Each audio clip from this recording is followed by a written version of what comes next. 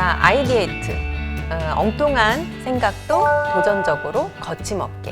네.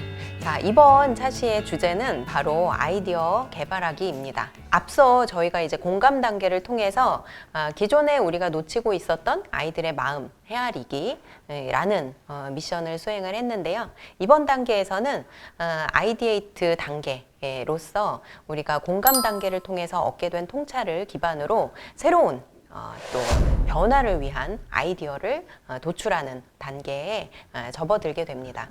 자, 이번에는 우리가 먼저 통찰을 얻게 된 도전과제 재설정하기라는 것을 먼저 한번 진행을 해보려고 하는데요. 우리가 앞서 공감 단계 또 페르소나 개발 단계를 통해서 어떠한 시사점을 얻게 되었는지 다시 한번 문제를 재정의하는 것으로 출발을 해보도록 하겠습니다. 자, 문제를 우리가 재정의할 때는요, How might we? 라는 형태로 문제를 정의하게 됩니다. 자, how might we? 우리가 어떻게 하면 무엇을 어떻게 할 수 있을까? 라는 형태로 문장을 정의하게 되는데요. 자, 우리가 사실은 이제 문제를 재정의할 때는요, 무엇이 문제다 라고 정의하기보다는 질문 형태로 문제를 정의하는 것이 좋습니다. 왜냐하면 질문은 아이디어를 촉진하기 때문이죠. 자, 그래서 질문 형태로 우리가 도전과제를 재설정해 보도록 하겠는데요. 우리 팀에서는 또 도전과제를 어떻게 새롭게 정의하게 되었는지. 지난 시간에 잠깐 이제 이야기했던 것처럼 공감을 하면서 아이들이 온라인에서 많이 시간을 보낸다는 것을 새롭게 알게 되었잖아요. 그래서 처음에는 이제 오프라인 공간만을 생각을 했던 거예요. 근데 이제 아이들이 시간을 보내는 시간들이 온라인도 굉장히 많은데 온라인에 대한 것들을 준비를 안 했더라고요. 그래서 저희가 오프라인, 온라인을 같이 하는 걸로 그렇게 좀 재정의를 하게 되었습니다. 네. 자, 그렇게 우리가 이제 문제를 어떻게 이제 인식하고 있는가라는 것을 새롭게 확인하게 되었는데요. 기존 문제는 우리가 공간, 그 중에서도 오프라인 공간에 다소 이제 초점을 맞추었던 부분을 새롭게 정의하면서 우리가 How might we의 형태로 한번 재진술해 보기로 제안을 드렸는데요. 자, 이렇게 문제를 수정하셨어요. 어떻게 하면 중고등부 학생들이 오고 싶어 하는 교회 공간을 온 오프라인에서 구현할 수 있을까? 라는 질문의 형태로 이제 표현을 하셨죠. 자, 그래서 이것을 중심으로 해서 지금부터 어떤 아이디어를 내게 되셨는가라는 부분에 대해서 한번 살펴보도록 하겠는데요. 자, 우리가 아이디어를 도출하는 과정에서는 사실 브레인스토밍이라는 방법을 많이 사용하곤 합니다. 자, 브레인스토밍 방법론은 굉장히 다양한 원칙들이 있습니다. 자, 그런데 우리가 아이디어를 내는 데 있어서 중요한 원칙은 이것에만 머무르는 것이 아니라 다른 고려해야 할 조건들도 있을 것 같아요.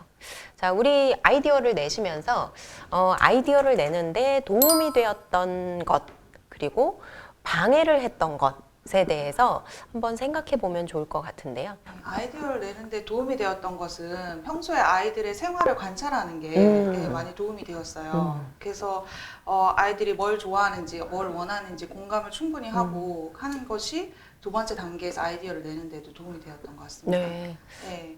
또 방해가 되었던 건 네, 뭘까요? 방해가 되었던 것은 저희가 미리 애들은 이럴 거야 이렇게라고 생각해뒀던 것들. 그러니까 아이들이 진로에 대한 걱정이나 고민이 많으니까 뭔가 이렇게 멘토님을 연결할 수 있는 그런 공간을 저희가 마련해 주려고 했는데 그것은 실제로 아이들이 원하는 것은 아니었어요. 저희가 대답을 의견을 물어봤을 때 그런 건 없었거든요. 그래서 아이들은 뭐 카페 같은 공간이나 아니면은 뭐 떡볶이 집에서 먹는다든지 그런 공간이나 친구들끼리 즐겁게 놀 수 있는 이런 공간을 더 원하더라고요. 네. 네, 그래서 미리 답을 정해두는 것이 좀 방해가 되었습니다. 네. 네.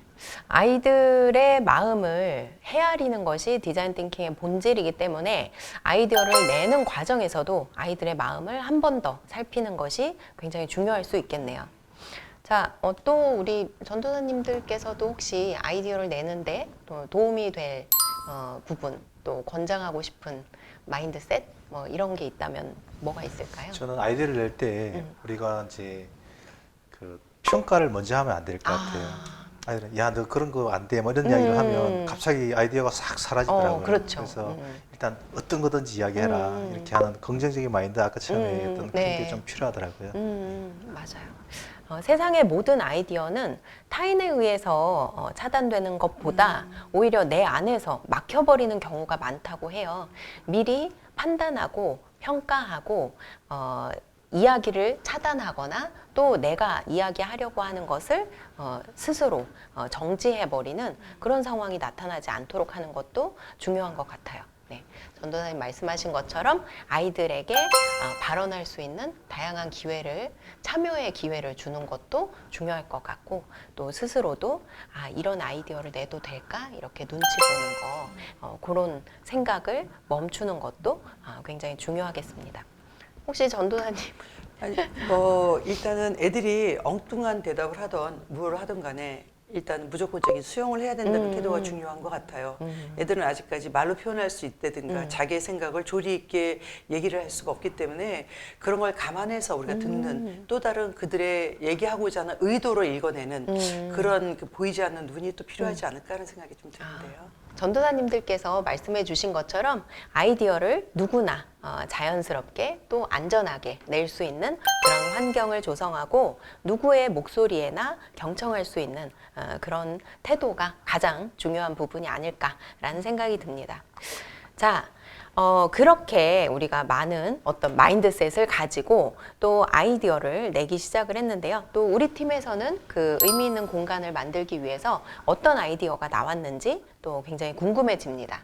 정말 애들이 굉장히 예민하고 또 사회에 나가기 전에 모든 걸 갖춰야 되는데 그때 굉장히 휴먼 릴레이션십이라든가 아니면 자기의 재능이 묻힐 수 있는 그런 시기가 아닐까. 그래서 오히려 그거를 좀 그래도 자유롭게 표현할 수 있는 게 학교 이외, 학교라면 그 다음에 교회가 아니겠는가라는 생각을 좀 했어요. 그래서 이제 우리가 공간을 생각할 때 저는 일단 1차적인 눈으로 보이는 공간을 생각을 하면서 구상을 했고요. 또 여기 3년 동안 연구하신 분은 거기에 이제 어떤 이제 인터넷 오프라인, 온라인 속에서 이제 얘기를 하는 건데 저 같은 경우는 일단 아이들이 오면 교회가 재미없다고들 얘기를 하잖아요. 근데 그거를 보면서 교회 밖의 생활과 교회 안의 생활에 대해서 어떤 거기 갭이 있겠구나라는 거를 고민하게 된 거죠.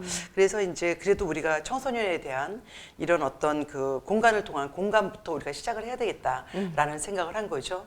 그래서 이제 생각한 것들이 애들이 갖고 있는 달란트도 좀 사용을 해야 되겠고 그들이 또 추구하고 있는 꿈도 조금 우리가 거기다 연결을 시켜야 되겠고 거기에 재미도 시켜야 되겠고 거기에 관계도 좀 집어넣어야 되겠고 거기다 더 좋으면 영성도 넣으면 이게 참 우리한테 바람직한 교회 안에 공간이 있지 않을까라는 것을 우리가 굉장히 많이 고민하고 또 연구하고 그랬던 시간들이었던 것 같아요. 그래서 이제 일단 공간 면에서는 우리가 이제 뭐 탁구대라든가 뭐 그 큰 건 아니더라도 뭐 철봉이라든가 그 다음에 조금 여유가 있는 데는 요즘은 어른과 애들이 분리되어 있는 카페라든가 아니면은 자기네들이 그 교회 안에서 얘기할 수 있는 어떤 그 게임방 같은 거 건강한 어떤 그런 것들을 좀 구상을 해봤어요. 그래서 교회 안에서도 와도 자기네들끼리의 어떤 그 결속력과 그 다음에 이제 신앙과 그 다음에 관계를 같이 동시에 할 수 있으면서 인격 형성에 도움이 될 수 있는 그런 걸 좀 생각해 봤던 것 같아요. 그래서 일단은 이제 거기에 또 다른 데는 뭐 노래와 찬양, 밴드, 뭐 드럼, 뭐 굉장히 자기네들이 그 발휘할 수 있는 그런 것들로 해서 모든 에너지를 건강하게 뽑아낼 수 있는 그런 거를 조금 더 생각을 해봤고요. 뭐 우리가 꼭 그 거기서 조금 더 하나 덧붙이자면 우리 어른들만 있지 않는 그 기도의 공간, 영성의 공간, 그래서 거기서 예배와 기도, 자기만의 자기한테 집중할 수 있는 시간에 어떤 그런 공간들을 조금 더 고민을 하게 되었던 거죠. 그래서 우리는 그거를 지금도 이제 어떤 모양으로, 온오프로 어떤 모양으로 갈 것인가에 대해서 이제 고민을 하면서 그걸 발전적인 모습으로 그거를 좀 도전을 해가면서 해볼 계획이 지금 있습니다. 전도사님 말씀만 들어도 정말 고민을 많이 하셨구나라는 것이 느껴지는 것이 더 이상 뭐가 나올 수 없을 정도로 많은 아이디어가 정말 나온 것 거기에 같아요. 하나님한테 아이디어를 얻기 위해서 기도, 우리들의 기도. 기도가 중요한 네. 것 같습니다. 네. 정말 저도 이야기 좀 하고 싶어요. 그래서요. 아까부터 참고 계시더라고요. 네. 저희가 이제 아이디어를 아이들한테 낸 게 이거보다 그 나온 것보다 훨씬 많은데 사실은 이제 평가를 안 하기로 했잖아요. 아, 그리고 네. 나서 이제 평가를 한 다음에 실행 가능성 있는 것들을 좀 했고요. 그다음에 저희는 이제 3개 정도로 이제 분류를 했어요. 이제 일단 오프라인에서 취미 공간 위주로 좀 할까. 그 부분은 우리 김윤실 전도사님이 좀 정리를 했고요. 저는 이제 온라인 쪽에 어떤 공간들이 필요한 것들이 뭐가 있을까를 생각해 보니까 아까 이야기했듯이 QT나 이런 어떤 그 비대면 시대에서는 큐티를 모여서 하기가 좀 어렵잖아요. 네. 그래서 이제 온라인 공간에서 할 수 있는 것들을 좀 찾아봤고요. 그다음에 이제 아까 이야기했던 기도 공간도 그 온라인에서 모여가지고 이렇게 기도하는 것들 그런 것들을 좀 생각을 해봤고 특별히 이제 게드타운이라고 요즘 좀 나와 있는 그 네. 프로그램 잘 돼 있는 게 있잖아요. 거기서 할 수 있는 것들을 한번 아이디어로 내봤습니다. 네. 굉장히 또 이제 디자인 띵킹만 3년 동안 연구하신 게 아니라 디지털 세상 안에서 아이들과 소통하는 방법에 대해서도 연구를 굉장히 깊게 하신 것 같아요. 네, 맞습니다. 좀 계속 배우고 진화해 나가는 가장 좀 멋진 혁신적인 교사 상이 아닐까, 교역자의 상이 아닐까라는 생각이 듭니다. 전도사님 혹시 또 추가적으로 어떤 아이디어? 네, 저희가 브레인스토밍에서는 뭔가 이게 판단하지 않고 무조건 다 이렇게 아이디어를 내는 거였잖아요. 그래서 아이들이 가장 좋아하는 게 핸드폰을 많이 보니까 네. 핸드폰보다 재미있는 예배 공간을 만들자. 네, 이런 아이디어도 있었어요. 네, 이 아이디어는 이제 현실 가능성은 없지만 그리고 가장 기대 효과는 큰 그런 아이디어도 있었습니다. 핸드폰보다 재미있을 수 있으려면 막연하긴 한데 하여튼 그런 마음을 품었다는 것 자체가 네, 도전을 일단 하는 게 중요한 거니까 아직 그 관련된 아이디어가 구체적이진 않지만 앞으로 계속 이제 고민해 볼 부분이 아닐까 싶습니다. 네. 지금 이 시간에 이 그 컨텐츠를 보시는 분들도 많은 아이디어 이렇게 좀 내보시면 좋을 것 같아요. 댓글로 달아주세요. 댓글로. 좋습니다. 자, 이것이 이제 개방형 혁신이거든요. 혁신이 우리로 끝나는 것이 아니라 이것을 출발점으로 해서 더 많은 사람들이 혁신에 동참하는 것. 이것이 이제 저희가 디자인 띵킹을 하는 이유이기도 합니다. 자, 그러면 이제 굉장히 지금 뭐 여러분들께 다 공유드리진 못했지만 어마어마한 아이디어들이 지금 이 자리에 지금 나오게 되었는데 아무래도 그 중에서도 우리가 실행에 옮기기 위해서는 아이디어를 선정하는 과정이 필요하긴 합니다. 자, 그래서 아이디어를 선정하기 위한 기준으로 저는 이제 2가지 축을 좀 제안을 해드렸었어요. 일단은 현실 가능성. 어쨌든 우리가 무엇인가 실행에 옮기기 위해서는 지금 우리가 현실적으로 시작해 볼 수 있는 건 무엇일까라는 것을 하나의 기준으로 드렸고 또 2번째는 이것이 가져올 수 있는 기대 효과가 얼마나 큰가라는 부분을 기준으로 좀 제안을 드렸었는데요. 자, 그래서 어떤 아이디어가 혹시 채택이 되었는지. 네, 그 많은 아이들 중에서 아까 이제 그 보여드렸던 그런 이제 3개의 공간으로 저희가 평가를 해가지고 했었잖아요. 네. 그래서 이제 예배 공간에 아이들이 놀 수 있는 공간들 아까 이야기했던 아이디어들이 나왔었고요. 네. 그다음에 이제 온라인상에서는 네. 이제 게더타운이나 큐티 기도하는 것들 그런 것들 했었고요.